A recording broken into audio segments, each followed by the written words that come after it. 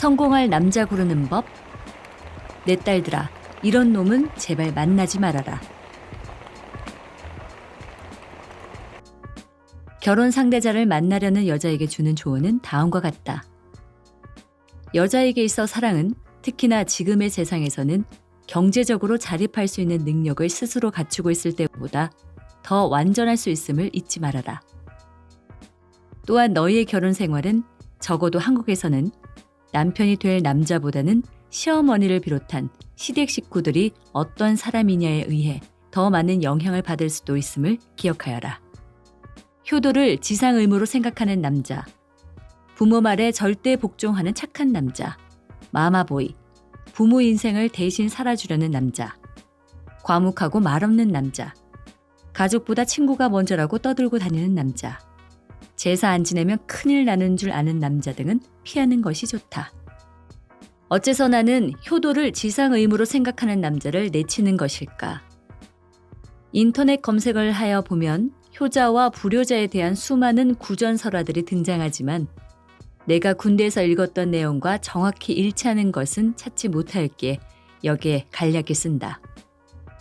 어느 마을에 원님이 새로 왔는데 그 마을에는 유명한 효자도 있었고 악명 높은 불효자도 있었다. 원님은 그 효자와 불효자가 각각 홀아버지를 모시고 있다는 공통점이 있음을 알고는 두 사람을 불러서 효자를 칭찬하고 불효자에게는 너도 효자가 하는 행동을 따라서 하면 효자가 될 수 있다고 하며 효자를 따라가 어떻게 홀아버지를 모시는지를 보고 배우라고 했다. 그래서 불효자가 지켜보니 밥상을 차린 후 자기가 먼저 숟갈로 국을 먹어본 후 아버지가 드시도록 하였고 밤이 되니 이불을 깔아놓고 그 속에 들어가 있다가 아버지가 오시기를 기다렸으며 아침에는 아버지 옷을 먼저 입고 있다가 아버지가 깨어나자 벗어서 입혀드리는 것이었다. 불효자는 효자 되는 거 별거 아니네 라고 생각하면서 집으로 돌아와 밥상을 차려 가져간 후 자기가 먼저 숟갈로 국을 먹어보았는데 그 순간 아버지가 밥상을 엎으며 소리쳤다.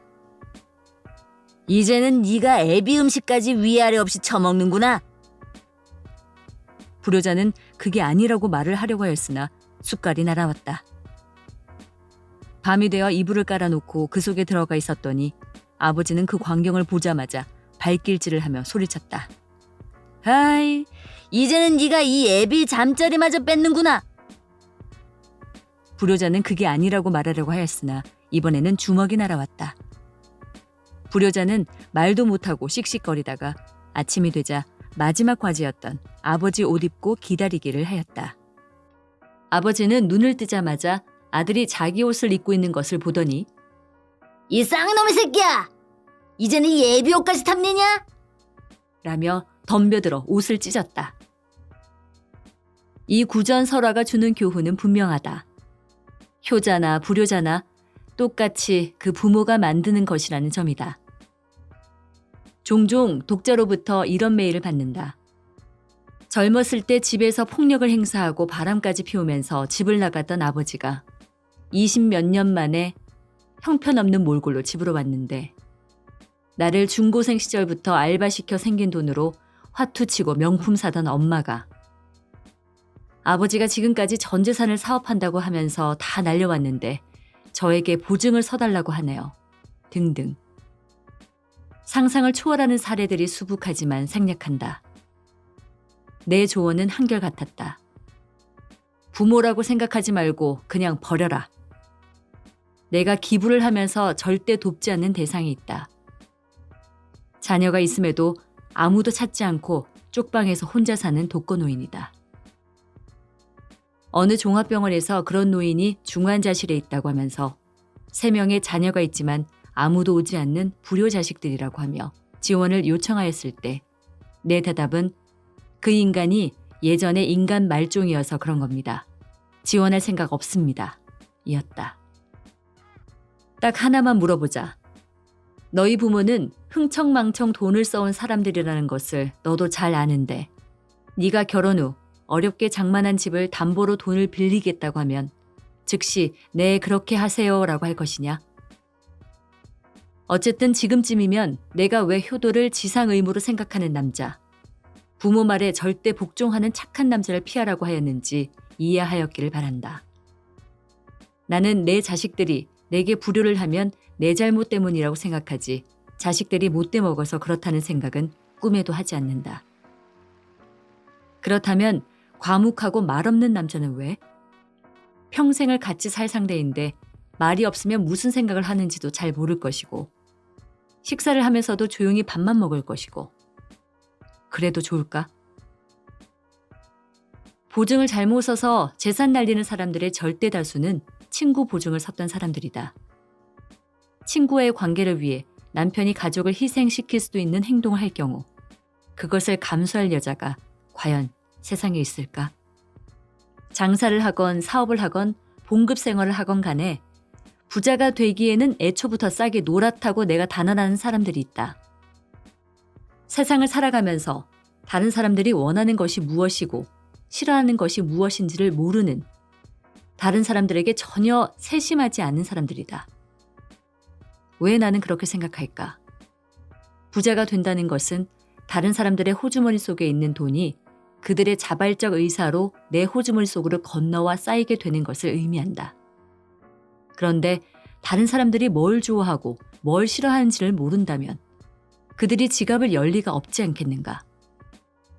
때문에 나는 타인에게 무심한 사람들은 이 세상에서 전혀 부자가 될 수 없다고 단언하는 것이다. 이것은 내가 살아오면서 수많은 사람들을 접하고 직접 검증하며 깨닫게 된 사실이지 나이 든 꼰대의 일방적 생각이 전혀 아니다. 어떤 남자들은 자기가 섬겨야 하는 윗사람들에게만 세심하다. 이런 사람은 아부에 능하여 출세하는 경우도 많지만 가족으로부터는 섬김을 받고자 원하기 때문에 가부장적 권위의식에 물들어 있어서 남편감으로는 정말 별 볼 일 없다. 윗사람에게 보이는 세심함의 반의 반도 가족에게는 보이지 않기 때문이다. 왜 그럴까? 이런 남자들에게 있어 가족은 기본적으로 손아래 집단에 지나지 않기 때문이다. 대부분의 보통 남자들은 자기가 아는 사람들에게는 세심할 수 있으나 자기가 모르는 사람들에게는 전혀 세심하지 않다. 자기가 모르는 다른 사람들에게 세심하지 못한 남자들을 가장 손쉽게 판가름하는 기준이 있는데 바로 운전하는 모습이다. 우선 남자친구가 당신을 태워 가다가 당신이 도중에 내려야 할 때 당신에게 가장 편한 곳에서 차를 세운다면 싹이 노란 놈이다. 기억해라. 그런 놈은 너에게만 세심하며 타인에게는 절대적으로 무심한 놈이다. 절대 그것을 당신에 대한 배려로 생각하며 고마워하지 말아라. 물론 당신도 가장 편한 곳에서 내리려고 하지 말고 뒤에서 오는 자동차들에게 가장 방해가 되지 않는 곳에서 내려달라고 해야 한다. 차량 통행이 많은 곳에서 비상 깜빡이를 켜고 잠시 차를 정차시키는 행위도 나는 전혀 용납되지 않는다. 만일 남자친구가 당신을 그런 곳에서 기다린다면 이미 싹이 노란 놈이다.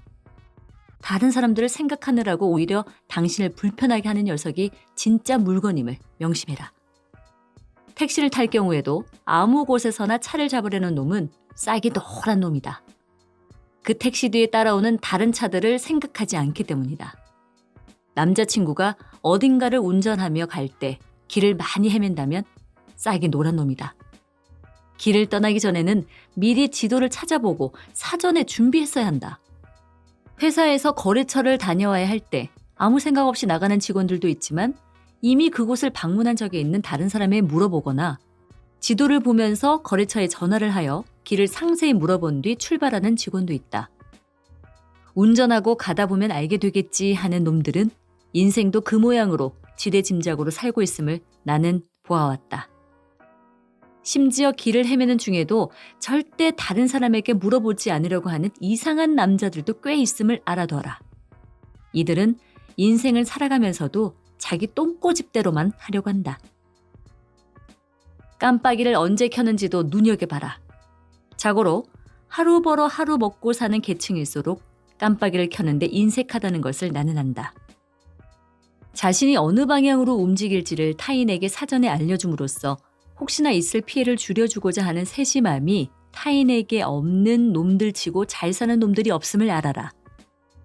고급차가 그렇게 무심하게 운전한다면 10중 8구 재산이라고는 기껏해야 수십억 원 수준에 불과하거나 물려받은 부동산의 가격이 폭등해 졸지에 부자가 된 졸부거나 그런 집 주부 혹은 그 자식들이거나 낙하산 인사로 높은 자리를 차지하게 된 놈들이거나 학연이나 혈연, 인맥 같은 것에 의지하여 사업을 하는 사장 새끼들이거나 그런 놈들 밑에서 제대로 훈련받지 못한 운전기사거나 권력을 좀 갖고 있거나 그런 권력이나 정치인들에게 빈대부터 먹고 사는 놈들이거나 아니면 수입에 걸맞지 않게 차는 좋은 것을 타고 다니려는 놈들이라고 보면 된다. 어떤 놈들은 좌회전을 한 순간부터 깜빡이를 켜는데 이런 놈들 역시 정말 싹이 샛노란 놈들이다. 뒷차 운전자의 눈이 부실까봐 깜빡이를 안 켰다고 말하는 자도 있던데 교통사고가 나도 그 말이 통할까?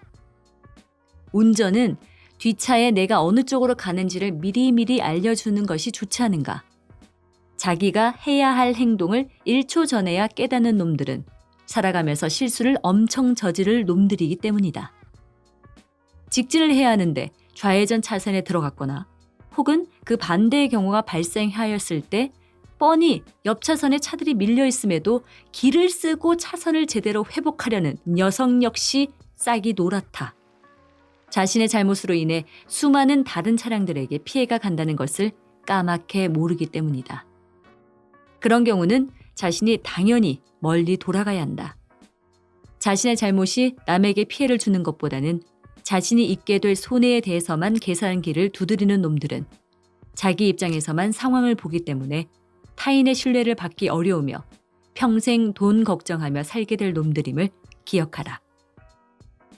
주차하는 모습도 정확히 관찰하여라. 장애인 주차구역에 주차를 하는 놈이라면 욕이나 한 바가지 하고 헤어져라. 길거리에서 무단 주차를 즐겨하는 놈이라면 지금은 주차장에 갈 돈을 아끼려는 놈일 수도 있겠지만 미래에는 주차장에 갈 돈이 없게 될 놈들이라고 보면 틀림없다. 주차장에 주차를 할 때는 지나칠 정도로 정확히 하는 사람이어야 한다. 텅 빈 주차장일지라도 자기 차의 오른쪽과 왼쪽에 차량이 주차될 때 피해가 가지 않도록 신경을 써야 한다는 말이다. 차를 어느 한쪽에 삐딱하게 세우거나 대각선으로 비스듬하게 세워놓고서 바쁘다는 핑계로 그냥 내버려 두는 놈, 혹은 잠시 주차할 텐데 별일 없겠지 생각하는 놈은 일을 할 때도 자신의 입장만을 최우선으로 여기며 아내에게도 그렇게 대하는 놈들이다. 특히 잠시 몇 분 동안인데 뭐 괜찮겠지 하며 타인에게 피해를 주는 놈은 남들이 그의 행동을 몇 분 동안 지켜보는 것이 아니라 거의 순간적으로 지나갈 뿐이며 그 짧은 시간에 자신의 행동 전체가 평가된다는 것을 까맣게 모른다. 이런 현상은 여자들에게 더 자주 나타나는데 여자들은 자기 입장에서 세상사를 바라보는 경향이 남자들보다 더 강하고 자기가 관심을 갖는 사람들에게만 세심한 경우가 많기 때문에 부자가 되기 어려운 것 같다. 담배를 피울 때 창밖으로 재를 터는 놈들, 역시 싹이 노란 놈들이다. 그 재가 뒷차에 날아가 다른 사람에게 피해를 줄 수 있다는 것에 무심하기 때문이다. 담배를 피우고 싶지만 재떨이는 청소하기 싫고 자기 차는 깨끗이 하고 싶어하는 놈들은 매사가 그런 식이다. 무슨 일을 하건 자기 편한 쪽으로만 생각한다는 것이다. 이런 놈들이 이 사회에서 성공할 수 있다고? 당신에게 잘해줄 것 같다고? 천만의 말씀이다. 뒤에 차들이 다닥다닥 붙어 쫓아오고 있음에도 앞 유리창에 워셔액을 뿌려대며 브러쉬로 닦아내는 놈들도 싹이 노란 놈들이다. 그 워셔액이 뒷차, 옆차에까지 튕긴다는 것에 무심하기 때문이다. 속도를 낼 것도 아니면서 1차선을 계속 달리거나 너희가 탄 차를 뒤에서 추월하는 차들이 많다면 당신의 남자친구는 전체 차선의 흐름에 무심한 놈이다.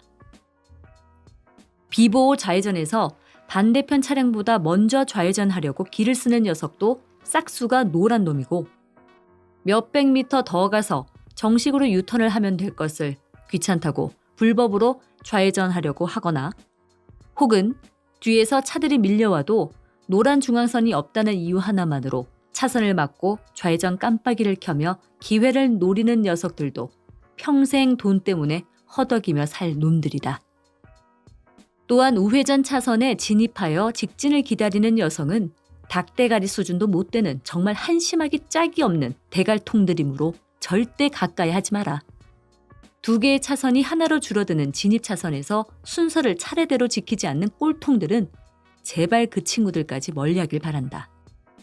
그런 놈들은 평생 가난의 굴레에서 벗어나지 못할 뿐 아니라 결혼 후 모든 면에서 너희에게 실망만을 안겨줄 놈들이다. 운전을 거칠게 하는 놈과 과속을 일삼는 놈들은 당연히 피하여라. 그들은 시간을 절약하고자 속도를 냈다고 말하겠지만 그런 놈이 시간을 아끼고자 지랄 떨며 운전하여 집에 돌아와 하는 일이라고는 기껏해야 TV나 켜는 행위라는 것을 명심해라. 야간에도 주간등만 켜놓고 운전하는 바람에 후미등이 안 들어오므로 사고를 유발하는 운전자와 앞차 운전자를 눈부시게 하는 상향등을 켜고 다니는 운전자는 정말 닭대가리라는 생각밖에 안 든다. 도대체 자기 차의 라이트가 주간등, 야간등, 상향등, 안개등으로 구분된다는 이 간단한 것조차 제대로 기억하지 못하고 조작을 못하는데 무슨 일을 제대로 하겠는가? 운전 중 양보를 받았을 때 감사의 표시를 하는가도 살펴봐라. 보행자 우선 원칙을 지키는지도 눈여겨봐라.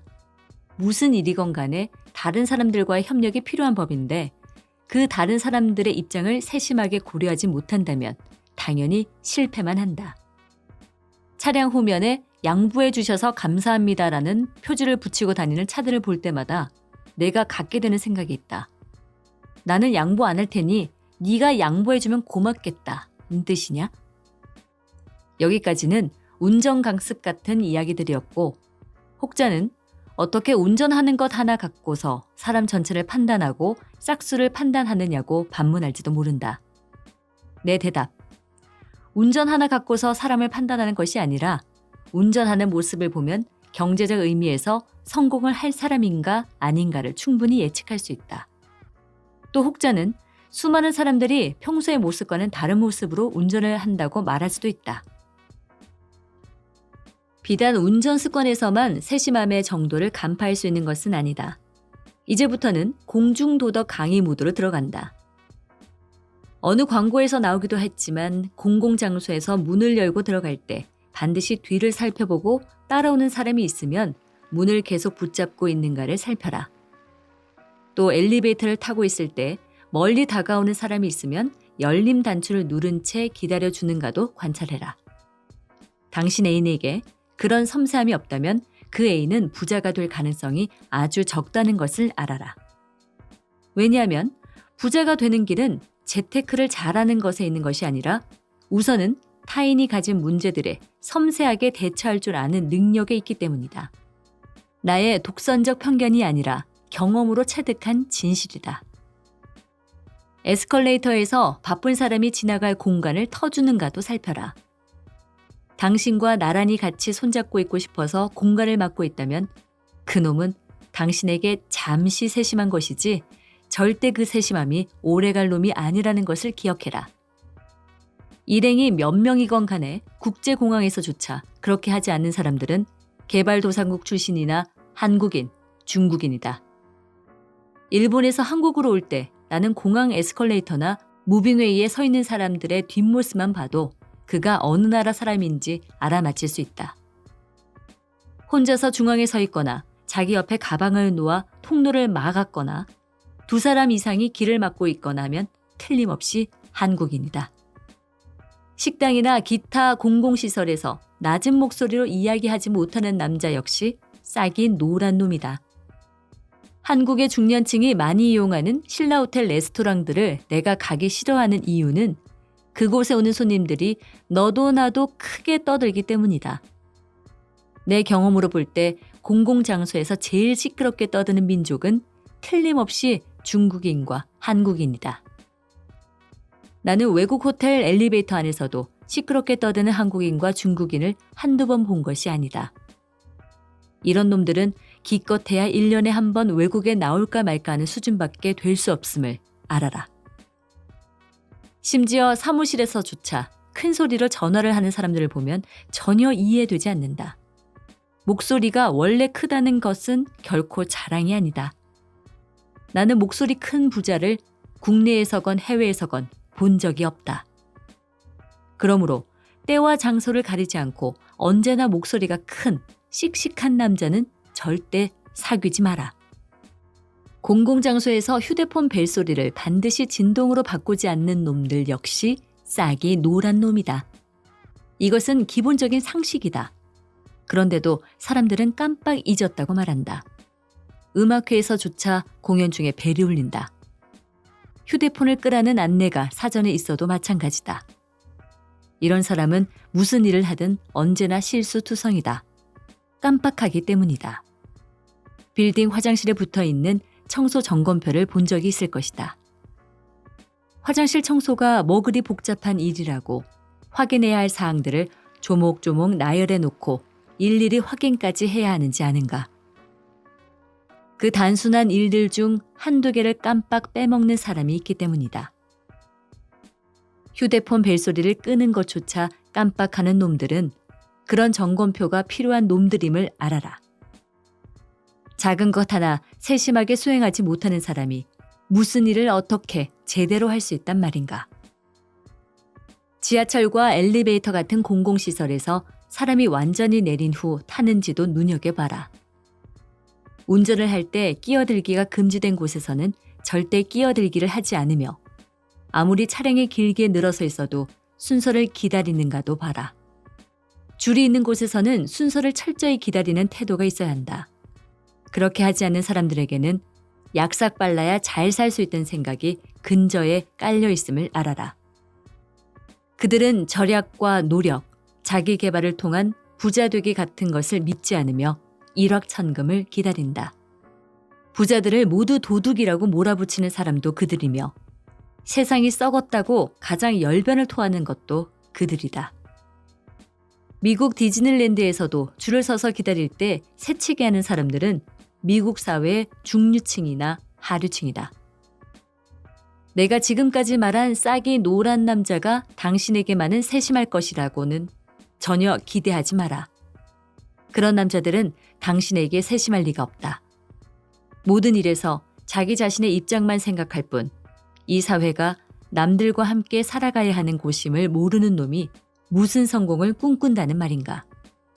그런 놈은 식당에서 당신 물잔에 물이 비어 있어도 절대 당신 대신 물을 주문하지 않을 것이며 당신이 무슨 커피를 어떤 농도로 좋아하는지 설탕이나 크림을 타는지도 모를 것이며 결혼 후에도 당신이 뭘 좋아하는지를 깡그리 무시하고 오히려 자기가 좋아하는 것들만 내세우며 당신에게는 이것저것 잔소리나 하면서 당신을 변화시키고자 기를 쓸 놈들이다. 만일 당신의 남자가 다른 사람들에게는 무심하지만 당신에게만은 세심하게 잘 챙겨줘 별 불만이 없다면 그 세심함은 종족 보전의 유전자들에게 의해 분비된 특별한 화학 물질이 만들어내는 일시적인 세심함이라고 보면 된다. 제 아무리 그가 귀엽고 재미있고 매력적으로 보인다고 할지라도 그런 놈은 그 친구들조차 멀리하는 것이 당신 인생의 유익함을 잊지 말아라. 참 내가 말한 세심함은 학벌이나 학력과 전혀 상관없으며 직업의 종류나 사회적 지위하고도 전혀 비례하지 않는다는 것도 잊지 말거라. 좋은 학교 나와 좋은 직업을 가진 이른바 인텔리로 간주되는 남자라고 해서 세심할 것이라는 환상은 절대 갖지 말라는 말이다.